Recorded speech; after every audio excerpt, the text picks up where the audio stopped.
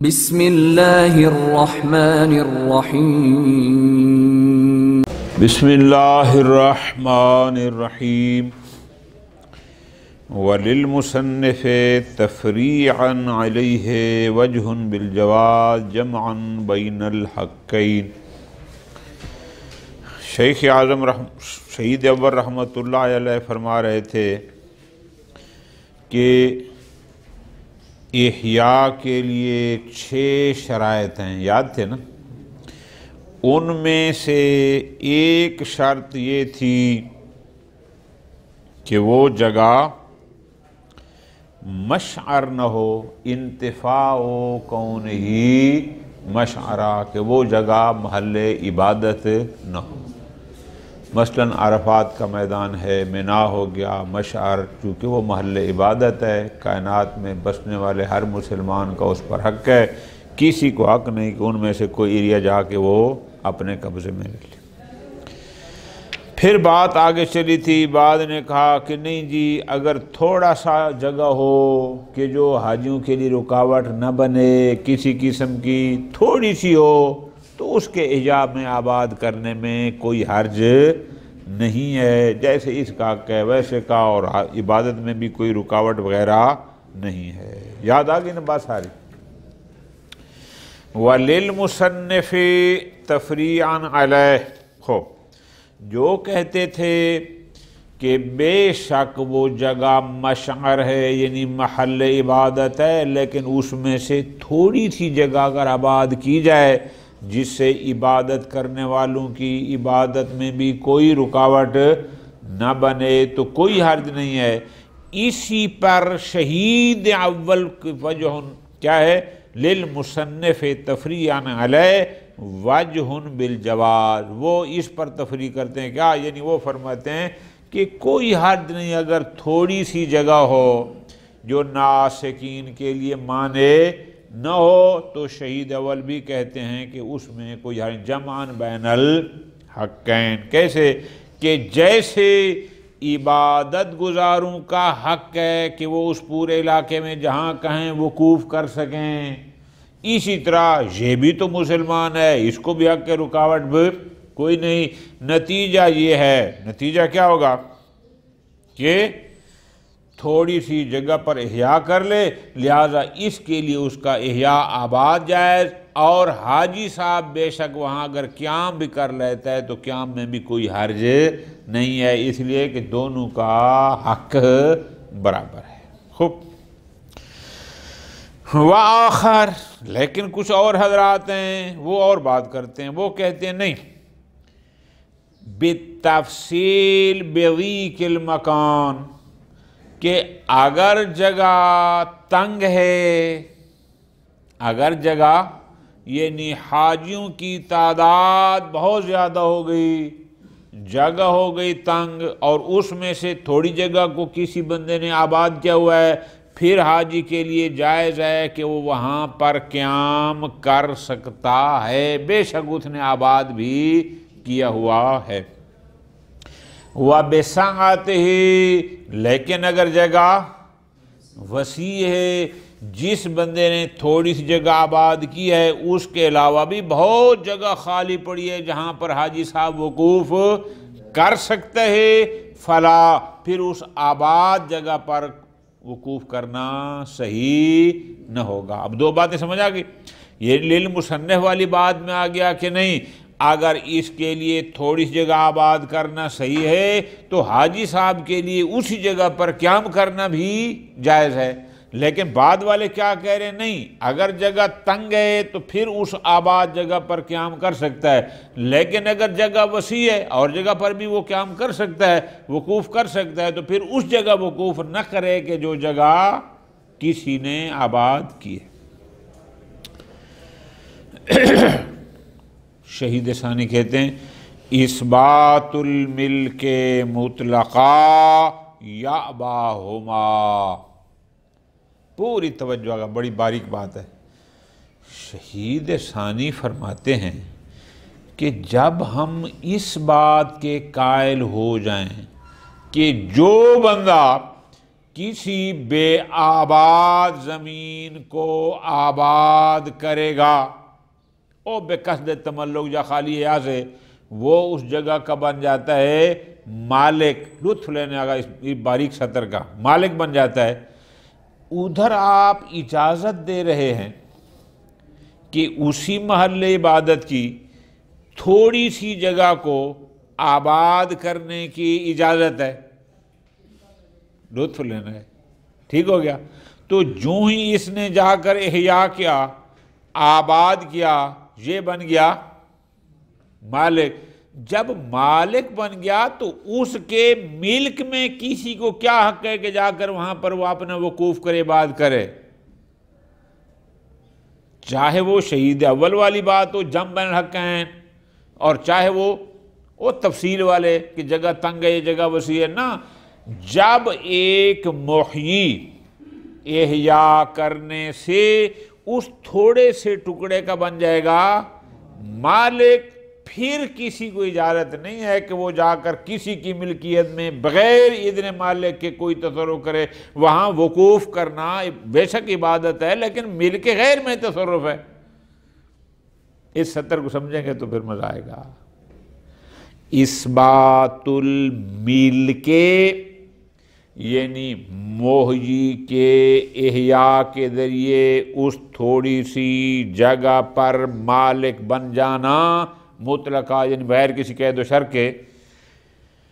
یاباہما، وہ ان دونوں اقوال کی ابا کرتا ہے، انکار کرتا ہے، من کرتا ہے، رد کرتا ہے، اور للمصنف والا بھی اور آخر بھی تفصیل والا بھی، کہ جب اس نے احیاء کر لیا بے شک وہ تھوڑی سی جگہ ہے لیکن وہ بن گیا اس کا مالک۔ جب مالک بن گیا اب اس کو غرض نہیں ہے کہ جگہ تنگ ہے یا جگہ کھلی ہے، اس آباد کرنے سے پہلے وہ محل عبادت سب کے تھا نصاب، اب جب ملک ہو گئی پھر کسی کو اجازت نہیں ہے۔ ہما کا مرجع بنائیں گے دو باتیں، ایک شہید اول کا نظریہ اور ایک جو تفصیل والا قول ہے، یہ دونوں انما یتوجہان، ہاں یہ دو صورتیں اس صورت میں درست ہو سکتی ہیں لو جعلہ مشروطا بعہد الامرین، کیا کہ اگر وہ احیاء کے لیے یعنی شرط قرار دیتا، بعہد الامرین سے مراد کیا ہے کہ یا تو وہ یہ شرط ہو کہ تب عبادت صحیح ہے، کہ اس کا آباد کرنا صحیح ہے، کہ اگر وہ عبادت گزاروں کے لیے یعنی وہ ناسکین کے لیے مزاحم نہ ہو تو، یا یہ قید لگائے یا پھر یہ کہے کہ نہیں حاجیوں کا وہاں پر وقوف کرنا مطلقاً جائز ہے، چاہے کسی نے آباد کی ہو چاہے، لیکن اگر ایسا نہ ہو تو پھر مشکل ہو جائے گا۔ خوب، پانچویں شرط احیاء المواد، شروط الاحیاء میں سے بے آباد زمین کو آباد کرنا جائز ہے، وہ اس صورت میں آپ کے لیے شرط ہے آباد کرنا او مقتان، یعنی وہ انتفاع کونہی مقتان، بشرط کہ وہ زمین مقطع نہ ہو۔ کیا مطلب؟ مقطع میری جان یہاں پر مراد کیا ہے؟ زمین کا وہ ٹکڑا جو نبی یا امام نے خصوصی طور پر کسی کو دیا ہو، یعنی ایک زمین پڑی تھی بہت ساری، جو امام یا نبی جو حقیقی وہ حاکم شرعی ہوتے ہیں، اس زمین میں سے ایک ٹکڑا ایک خاص بندے کو دے دے نبی یا امام، اب وہ چاہے بے آباد بھی کیوں نہ پڑی ہو، کسی کو حق نہیں ہے کہ اس کو جا کر آباد کرے، اس کا احیاء کرے۔ سمجھا کی بات؟ شروط احیاء میں سے پانچویں شرط کیا ہے کہ وہ ارض مواد جو بے آباد زمین ہے بشرطے کہ وہ مقطع نہ ہو، یعنی نبی یا امام نے کسی کو سپیشل وہ ٹکڑا عطا نہ فرمایا ہو۔ اگر نبی نے امام نے کسی ایک فرد کو، کسی ایک مسلمان کو زمین کا ایک ٹکڑا دے دیا ہے کہ بھائی یہ والا ٹکڑا تیرا ہے، اب وہ بے شک بے آباد بھی کیوں نہ پڑا ہو، کسی کے پاس یہ حق نہیں ہے کہ وہ اس کو جا کر آباد کرے۔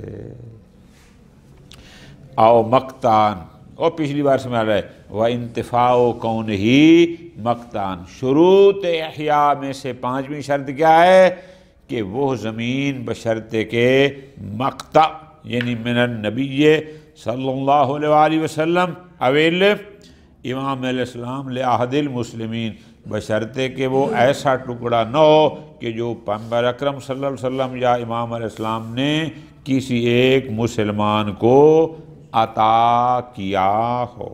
کیوں؟ لأن المقطع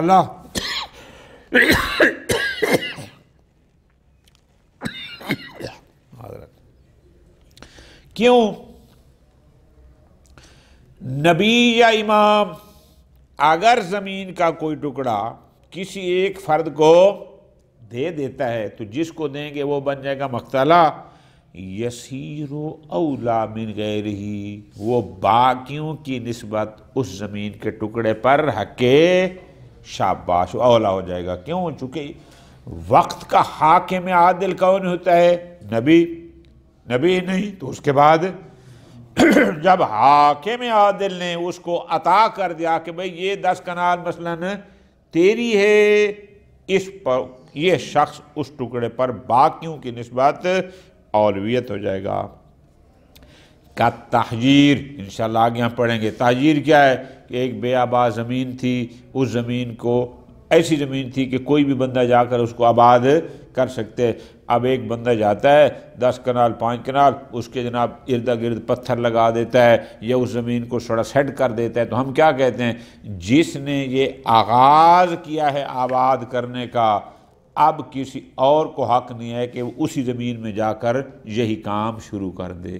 تو یہ بھی اسی طرح ہے کہ جب امام نے یا نبی نے ایک بندے کو کوئی شے عطا فرما دی ہے، اب حق نہیں ہے کہ کوئی بندہ اور جا کر اس میں طلب کرے۔ خوب فَلَا يَصِحُ لِغَيْرِهِ، اور اس مقتلہ کے علاوہ جس کو نبی علیہ السلام یا امام علیہ السلام نے عطا فرمائی ہے، کسی اور کو حق یہ صحیح نہیں ہے التصرف ہو کہ وہ اس زمین میں تصرف کرے، اس ٹکڑے میں بدون اذن ہی، اس مقتلہ کے اذن کے بغیر، وَإِن لَمْ يُحِدْ مِلْكَا، چاہے یہ عطا کرنا مفید ملک نہ بھی ہو۔ یہ ایک سطر ہے کہ اگر ہم کہتے ہیں کہ چونکہ اس کو نبی علیہ السلام نے ایک ٹکڑا زمین کا دیا ہے تو صرف دینے سے وہ مالک نہیں بنتا، فرماتے ہیں بے شک مالک نہ بھی بنے لیکن اولویت تو اس کے پاس آ گئی ہے، اس کا حق باقیوں پر مقدم ہے، لہذا کسی اور گزار نہیں کہ اس میں جا کر سرو کرے۔ فرماتے ہیں وَقَدْ رُوِيَا، یہ سوال مقدر، آیا پریکٹیکل کبھی ایسا ہوا بھی ہے کہ نبی علیہ السلام نے یا کسی امام نے کسی ایک مسلمان کو خصوصی طور پر کوئی زمین کا ٹکڑا عطا فرمایا ہو کہ بھئی یہ ٹکڑا تیرا ہے؟ جواب بالکل ہوا ہے۔ کیسے؟ قد رویا، روایات میں ہے کہ ان نبی صلی اللہ علیہ وسلم اقطع بلال بن حارث العقیقہ، کہ پیغمبر اکرم صلی اللہ علیہ وسلم نے اپنے صحابی بلال بن حارث کو وادی عقیق عطا فرمائی۔ عقیق یعنی وہ بھی زمین کا ٹکڑا ہے، ہوا واد بظاہر المدینہ، مدینہ کے پیچھے جیسے وادی اور جو پہاڑوں کے درمیان کا علاقہ ہوتا ہے، کوئی ایک جگہ ٹکڑا تھی، پیغمبر نے اس کو خصوصی طور پر عطا فرمائی کہ بھئی یہ تیری ہے، اس میں جو کھیتی باڑی کرنا ہے، کاشتکاری جو بھی کرنا ہے اب اس میں تو کر۔ وَاسْتَمَرَّ تَحْتَ يَدِهِ، اور وہ زمین اسی کے قبضے میں رہی اِلَى وِلَایَتِ عمر۔ وَاقْطَعَ زبیر بن عوام، اسی طرح زبیر بن عوام کو پیغمبر نے فرمایا، اس کو کہا کیا؟ خُذْ فَرْسِهِ، توجہ کے ساتھ آگا، خُذْ ہا پر ضمہ ہے، ٹھیک ہے جی، اور بال میں ہے کہ حُذْرَ فَرْسِهِ، حضر فرض کا پیغمبر نے اس کو کہا یہ زمین ہے، گھوڑے پہ چڑھ جا، گھوڑا دوڑاتا جا، جہاں تک تیرا گھوڑا دوڑتا ہے وہاں تک زمین ساری تیری ہوگی۔ بات سمجھ آ گیا؟ اچھا، اس کو کہتے ہیں خوزرا فرسیہ ہوزورا فارا سے ہی بالحاء المہملہ والمضمومہ وذالم وہوا عدوہ، ٹھیک، یعنی مقدار و ما جرا، یعنی جتنا تیرا گھوڑا چلے گا دوڑے گا جہاں تک پہنچے گا وہاں تک ایریا تیرا۔ اچھا، پھر مزیدار بات ہے، فَأَجْرَا فَرَسَهُ، اس نے اپنے گھوڑا دوڑانا شروع کر دیا، حتیٰ قاما، گھوڑا دوڑتا رہا حتیٰ کہ ایک جگہ گھوڑا رک گیا، عجزا عن التقدم، آگے جانے سے، ٹھیک ہے جی، آخر جانور ہے تھک گیا ہوگا، فرما بصوتہ، لگتا ہے صحابی بھی کوئی آغا منیر حسین کے مزاج والا تھا، گھوڑا تھک کے رک گیا، اس صحابی نے اس کو پھر چابک مارا، کیوں؟ شاباش، طالباً لزیادتی، کہ 2-4 قدم آگے جائے، او علی الحضر ہے، تاکہ ظاہر ہے 2-4 قدم گیا تو زمین درا بڑھ جائے گی۔ اب پیغمبر کے لیے تو کوئی چیز چھپی ہوئی نہیں ہے، فَآتَاهُ مِنْ حَيْثُ وَقَعَ الصَّوْتُ، اور جس جگہ اس نے چابک مارا تھا گھوڑے کو،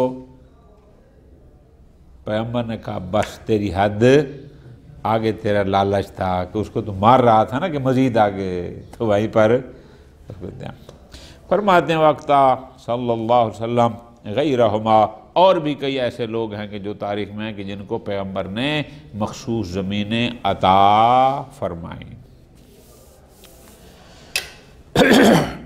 احیاء مواد کی شرائط میں سے 6ٹھی شرط، پہلی تھی نا شرائط عدمی، پہلی شرط کیا تھی شرائط عدمیہ میں سے؟ بشرطے کہ وہ مشعر نہ ہو، دوسری کیا تھی کہ وہ مقطع نہ ہو، تیسری شرط کیا ہے؟ او محجرہ، بشرطے کہ وہ زمین محجر، محجر تحجیر لغوی معنی ہوتا ہے پتھر لگانا، یہاں پر مرادی معنی ہوگا محجر، یعنی کسی نے اس کو آباد کرنے کا آغاز ابھی، آپ سارے لوگ ماشاءاللہ شہروں میں رہتے ہیں، ہم تو دیہاتی لوگ ہیں، ہمیں پتہ ہے زمینیں آباد کیسے ہوتی ہیں، پہلے لوگ آتے ہیں ٹریکٹر چلاتے ہیں، زمینیں سیدھی ہوتی ہیں، پھر اس میں جناب کھیت کھلیان بنانا، ایک بہت سارے پراسر ہوتے ہیں، پھر بیچارے جا کر اس میں کوئی فصل کاشت کرتے ہیں۔ فرماتے ہیں جو ابتدا ہوتی ہے نا آغاز، کہ جس سے یہ پتہ چلے کہ یہ بندہ اس زمین کو آباد کرنا چاہتا ہے، اس مرحلہ کو مرحلہ تحجیر کہتے ہیں۔ چونکہ آباد تو بعد میں ہوگی نا، جب اس میں ظاہر ہے وہ بیج ڈالے گا، اس میں فصل کاشت کرے گا فلاں، وہ پہلے اس کو جو سنبھالنا ہے۔ زمانہ قدیم میں تحجیر سے مراد کیا تھا؟ یعنی ایک زمین پڑی ہے، ابھی بھی آپ اگر پہاڑی علاقوں میں ہم نے کئی جگہ دیکھا ہے کہ زمینیں پڑی ہوتی ہیں تو بعض لوگ خالی پتھروں کی تھوڑی تھوڑی دیوار بنا دیتے ہیں، 2-4 پتھر رکھ دیتے ہیں، اس سے پتہ چلا کہ اس کا مطلب اس بندے کا کوئی زمین کا کوئی مالک ہے، یا وہ اپنے ایریے کو ذرا کور کرتا ہے، پتہ چل جاتا ہے کہ بھئی یہاں سے وہاں تک اس کا مطلب یہ کسی کی حد ہے۔ فرماتے ہیں شروط شرائط احیاء میں سے 6ٹھی اور آخری شرط یہ ہے، کیا؟ کہ اس بے آباد کو آباد کرنے جا رہا ہو جو محجر نہ ہو، یعنی کیا؟ کوئی اور بندہ اس سے پہلے اس کی آباد کاری کا کام شروع نہ کر چکا ہو۔ اگر ایک بندے نے اور نے وہاں پر آباد کاری شروع کر دی ہے، اب یہ اس کے پاس ایک ٹریکٹر تھا، اس نے تھوڑا کام کیا، یہ 2-3 لے کر وہاں پر زیادہ کام کر دے، نہ، یہ جائز نہیں۔ او محجرہ، محجر مطلب کیا ہے؟ یعنی وہ انتفاع کونہی، شرائط احیاء میں سے 6ٹھی شرط یہ ہے بشرطے کہ وہ زمین محجر نہ ہو۔ کیا مطلب محجر کا؟ یعنی اے مشروعاً فی احیائہ، کہ اس کی آباد کاری کو ابھی شروع نہ کیا گیا ہو، ایسا آغاز کہ لم یبلغ حد الاحیاء، کہ جو ابھی تک پوری آباد کاری کی حد تک نہ پہنچا ہو۔ خوب، فَإِنَّهُ بِالشُّرُوعِ، چونکہ جب ہی بندہ آغاز کرتا ہے، آغاز کرتے ہی یفید اولویتاً، یہ شروع یعنی آغاز کرنا آباد کاری کا، یہ مفید اولویت ہے۔ اس کا مطلب ہے کہ جو آغاز کر چکا ہے وہ اس پر حق زیادہ رکھتا ہے۔ خوب، لا یصح لغیرہ التخطی الیہ، کسی اور کے لیے صحیح نہیں ہے کہ وہ ادھر تجاوز کرے۔ ٹھیک ہو گیا جی، چونکہ جو بندہ شروع کر چکا ہے اسی کا حق ہے۔ وَإِن لَمْ يُفِدْ مِلْكًا، اگرچہ آغاز کرنے سے، آباد کاری کا آغاز کرتے ہی وہ اس کا ملک نہیں بنتی، اس کی بیع بھی جائز نہیں ہے، لیکن چونکہ وہ آباد کاری کا آغاز کر چکا ہے، حق کے اولویت حاصل ہو گیا۔ جب ہو گیا یورث ہو، تو میراث میں اگر وہ فوت ہو گیا تو وہ حق پھر اس کے اولاد کو جو وہ رسا ہوں گے ادھر منتقل ہوگا۔ وَيَصِحُّ الصُّلْحُ عَلَيْهِ، اور اگر اس پر صلح کرنا چاہتا ہے تو وہ بھی کرتا ہے کہ ٹھیک ہے میں اس آباد کاری کو چھوڑتا ہوں، مجھے فلاں دو الی آخری، یہ بھی جائز۔ ہاں، إِلَّا أَن يُحْمِلَ الْإِتْمَامَ، آباد کاری شروع کی، اتمام پھر مکمل کرنے کا احمال۔ مثال میں دیتا رہتا ہوں، ایک دن گیا ٹریکٹر لے گیا، تھوڑی سی وہاں ٹریکٹر چلوا کے پھر چھوڑ دیا، ایک عرصہ گزر گیا، دوبارہ اس نے ادھر رخ نہیں کیا، یعنی آغاز تو کیا لیکن اتمام پورا اس کو نہیں کیا۔ فَلِلْحَاكِمِ حِينَئِذٍ، اب حاکم شرعی کو پھر اختیار ہے کہ جب اس نے زمین کو آباد کرنے کا آغاز تو کر دیا، شروع کر دیا لیکن مکمل نہیں کیا، حاکم اس کو کیا حکم دے گا؟ الزامہ بہ، کہ یا اس کو مکمل کر، شاباش، اور رفع یدہ عنہ، یا پھر تو اس سے دستبردار ہو جا، تاکہ کوئی اور بندہ، تو اپنا قبضہ ختم کر تاکہ کوئی اور بندہ پھر وہاں پر کام کرے۔ فَإِنِ امْتَنَعَ، اگر وہ بندہ بڑا ضدی تھا، نہ حاکم شرعی کا حکم مان کر اس کو مکمل کرتا ہے اور نہ ہی وہ قبضہ ختم کرتا ہے یا اس کو چھوڑتا ہے، اگر ایسا ہے، آذنا لغیرہ فی الاحیاء، حاکم شرعی کو پھر اختیار ہے کہ وہ کسی اور کو اس زمین کے آباد کرنے کی اجازت دے دے۔ وَإِنِ اعْتَذَرَ، اگر وہ کہتا ہے حاکم کو کہ جناب مجھے تھوڑا سا ٹائم دے دو، بس میں نے ذرا بچوں کی شادیاں وادیاں کی ہیں تو میرے پاس پیسے سے خرچ ہو گئے، تو قرضے بہت ہو گئے، منیر جیسا بیٹا ہو تو پھر پیسہ بھی بہت خرچ ہوتا ہے، کیوں آغا آصف آپ کی ہو گئی ہے نا، تو یہ کاغذ سستانی کو آغا آصف کہے کہ آغا صاحب تاز دادی شادی کی ہے، فی الحال میرے پاس پیسے نہیں ہیں، مجھے تھوڑی سی مہلت دے دو، پھر آغا کو بھی چاہیے کہ جلدی زیادہ سختی نہ کرے، کیا کرے؟ آمہا لہو مدتن، اتنا عرصہ اس کو مدت دے دے، اجازت دے دے کہ یزول عذرہ فیہا، کہ جس میں اس کی وہ جو مشکل تھی، عذر تھی، وہ ظاہر ہو جائے۔ ولا یتخطی غیرہ، ما دام مہملا، جب تک اس بندے کو حاکم شرعی کی طرف سے مہلت دی گئی ہے، جتنا عرصہ اس کو مہلت ہے، اس مہلت کے عرصے میں کسی اور کو اجازت نہیں ہے کہ وہ جا کر وہاں پر تخطیاں تجاوز کرے، وہ کہے کہ جناب میں آباد کرتا ہوں، نہ، چونکہ حاکم نے اس کو مہلت دی ہے، وہ مہلت کی جو مدت تھی وہ ختم ہوگی، پھر دیکھا جائے گا۔ ٹھیک ہو گیا؟ یہاں تک کتنے ہو گیا آقا جان؟ 6۔ وَفِي الدُّرُوسِ جَعَلَ شُرُوطًا تِسْعَةً، لیکن اسی شہید اول رحمۃ اللہ علیہ نے اپنی کتاب دروس میں شرائط احیاء 6 نہیں بلکہ 9 ذکر فرمائے ہیں. 3 فلاں فلاں بھی ہیں. شہید اول کہتے ہیں کہ یہ 3 نہ بھی ہوں تو خود انہی 6 کے ضمن میں یہ آ جاتے ہیں. اب ترتیب سے آسان سا ہے. فرماتے ہیں کیسے؟ جعل منہا، یعنی ان شرائط احیاء میں سے ایک قرار دیا کیا؟ اذن الامام مع حضور ہی، کہ اگر امام علیہ السلام موجود ہیں تو ان کا اذن شرط ہے.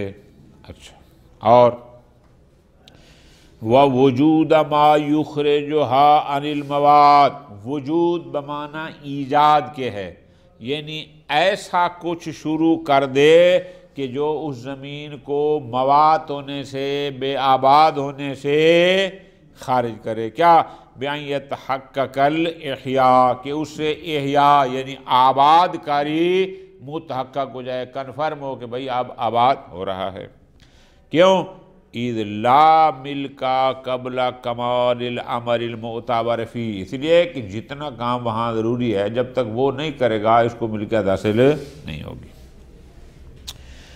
وَإِنْ أَفَادَ الشُّرُوعَ، اگرچہ آباد کرنے سے جو ہی وہ تحجیر کرے گا، یعنی اس کو کوئی نہ کوئی ٹریکٹر چلائے گا یا اس کے کوئی نہ کوئی ادھر ادھر پتھر ستر لگائے گا تو یہ اس کے لیے تحجیر بن جائے گی. جب تحجیر ہے تو تحجیر مفید اولویت ہے، میلک تب ہوگا کہ جب وہ آباد کاری کا کام مکمل کر لے گا. خوب، اب 3 شرائط کون سی مزید؟ یعنی وہاں دروس کے مطابق 7ویں نمبر پر ہے اذن امام اگر حاضر ہو، 8ویں نمبر ہے کہ ایسا کچھ کرے کہ جو اس کو اس مواد سے خارج کر دے، 9واں نمبر وَقَصْدَ التَّمَلُّقِ، اور یہ ہے کہ اس کا قصد تملک یعنی اپنی ملکیت میں لینے کا قصد بھی ہو. بس فَلَوْ فَعَلَ أَسْبَابَ الْمِلْكِ بِقَصْدِ غَيْرِهِ أَوْ لَا مَعَ قَصْدٍ لَمْ يَمْلِكْ، اگر وہ ایسا کام کرتے ہیں جو ہے تو اسباب ملک سے لیکن یہ تملک کے قصد سے انجام نہیں دیتا، اولا ما قصد، اصلا اس کا وہ قصد ہی نہیں ہے، یا غیر ملک کا قصد ہو، یعنی اگر یہ چاہتا تو اس عمل کے ذریعے اس شے کو اپنی ملکیت میں لے سکتا تھا، اسباب ملک سے ہے، لیکن یہ انجام دے رہا ہے بے قصد غیر ملک کے قصد سے، کسی اور قصد سے، کہ فلاں کے لیے مثلا اولا ما قصد، یا سیرے سے اس کا قصد تملک کوئی یا کوئی قصد ہے ہی، لم یملک، اس طرح وہ خالی مالک نہیں بنتا.